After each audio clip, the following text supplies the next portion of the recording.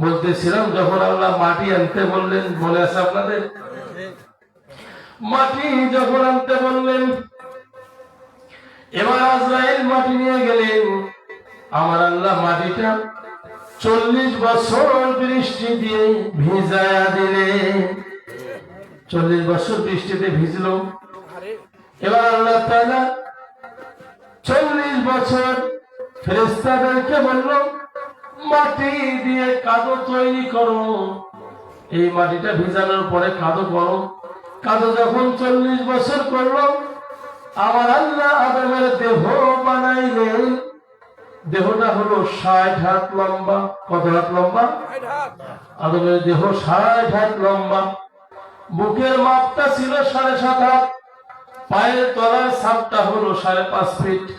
এরকম দেহ বিশিষ্ট একটি মানব তৈরি করলেন আল্লাহ।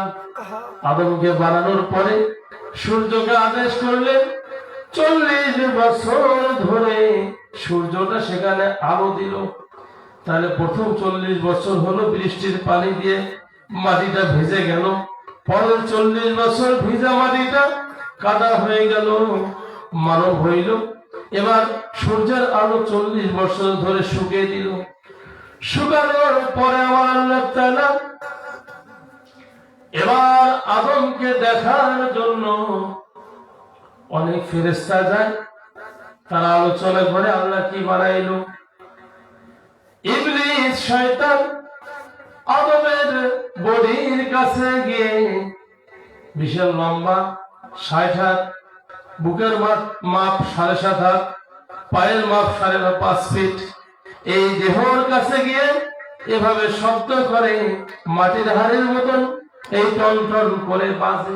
মাটির হাড় টোকাইলে বাজে না? এবার শয়তান কয়, কি বানাইলো আল্লাহ? শয়তানের কাজ হলো সব সময় মানুষের ভুল বাইর করা, ঠিক কিনা বলেন? ওখানেও ভুল বাইর করতে গেছে। আমার আল্লাহ তাআলা আদমকে বানানোর পরে এবার আদমের রূহ ঢুকায় দিলে। সর্বপ্রথম যখন আদমের রূহ ঢুকায় দেয়, আদমের রূহ এই যে মাথার তালু, তালু ছেড়ে, এটা নাম কি? তালু। কথা বলেন না, এটা নাম কি? বাচ্চাদের গরম তালু তেল দেয়। আমার আল্লাহ তাআলা আদমের তালু দিয়ে রূহ ঢুকায় দিলেন। তালুটা অল টাইম এরকম এরকম করে না? আদমের তালু দিয়ে রূহ ঢুকায় দিল। প্রথমবার ঢুকায় দিল, রূহ আর থাকে না, বাহির হয়ে যায়। দ্বিতীয়বার ঢুকায় দিল, আবার বাহির হয়ে যায়। আবার আল্লাহ জিজ্ঞেস করলো, আদমের রূহ বডিতে কেন থাকো না? কি সমস্যা তোমার? বলে, রব্বুল আলামিন, আদমের খাসা বড় অন্ধকার, সেখানে থাকতে আমার ভালো লাগে না। আমার আল্লাহ তাআলা নূরে মুহাম্মদ সাল্লাল্লাহু আলাইহি সাল্লাম, আপনার আমার নবী, আখিরে নবী মুহাম্মদুর রাসূলুল্লাহ সাল্লাল্লাহু আলাইহি সাল্লাম, নবীজির নামটি তারকা বানিয়ে নবীজির নূরের তারকা আল্লাহর আরশের ডান পাশে রেখে দিয়েছেন। আমার আল্লাহ নূরে মুহাম্মদ সাল্লাল্লাহু আলাইহি সাল্লামের নূরের তারকাটা আদমের কপাল ঘষে সেখানে লাগায় দিল। এবার রূহ ঢুকায় দিল, রূহ আর বাহির হয় না। আল্লাহ বললেন, রূহ এবার কেন বাহির হও না? বলে, রব্বুল আলামিন, আমি আর বাহির হব না। আদমের বডির ভিতরে এত আলোয় আলোকিত হয়েছে। কাজে ভাইরা, আল্লাহ বানানোর পরে আদমকে বানাইলো দুনিয়ায়। কোথায় বানিয়েছে? বানানোর পরে আদম আলাইহিস সালামের দেহটা, এই কায়াটা, বডিটা জান্নাতে, সেখানে ফেরেশতাদেরকে বলল, আমার আদমকে জান্নাতে নিয়ে যাও। জান্নাতে নিয়ে যাওয়া হলো। জান্নাতের ভিতরে আদম একটা ঘুম দিল। ওই ঘুম থেকে যখন উঠলো, একটা হাসি দিল। কি দিল? হাসি। হাসি দেওয়ার সঙ্গে একগুলো সিংহনের মতো বেড়ায়, সিংহনও কিন্তু না। এই জিনিস দিয়ে ঈসা নবীর মা মরিয়মের স্বামী আল্লাহ তৈরি করেছেন। সুবহানাল্লাহ। এই ঘটনায় পরে আসতেছি, মনে রাখবেন কথাটা, স্মরণ করে দিবেন।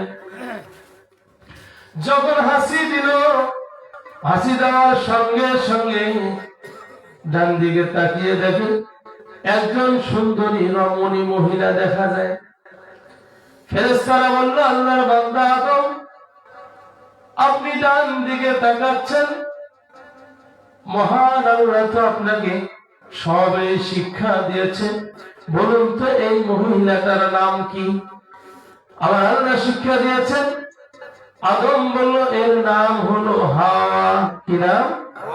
হাওয়া। বলে, হাওয়াকে তৈরি করা হয়েছে নবী আদম আলাইহিস সালামের বাম পাথরের হাড় দিয়ে। আমাদের বাম পাথরের হাড় কিন্তু কয়েকটা থাকে, এর মধ্যে উপরের হাড়টা হলো বেশি বাঁকা। এই বাঁকা হাড় দিয়ে যখন মা হাওয়াকে তৈরি করলেন, আমার আল্লাহ বললেন, আমি একটি মাত্র মিন নাফসিন ওয়াহিদা, একটি মাত্র প্রাণ সৃষ্টি করেছিলাম আদম, তা থেকে তার স্ত্রী হাওয়াকে তৈরি করলাম। এবার যখন হাওয়াকে তৈরি করেছেন, হাওয়াকে দেখতে আছে আদম নবী। আমার আল্লাহ বললেন, আদম, আমি তোমাদের বিবাহ পড়ায়া দেই, যেহেতু তুমি হাওয়াকে দেখতেছো। এই বিবাহ পড়ার উদ্দেশ্য হলো, আমার আল্লাহ বলেন, অবস্থামিনহুমা রিজালান কাসীরা ওয়া নিসা, আমি বিবাহ দেওয়ার পরে পরস্পর স্বামী স্ত্রী হয়ে যাবে, এদের মাধ্যমে বংশ বিস্তার হবে।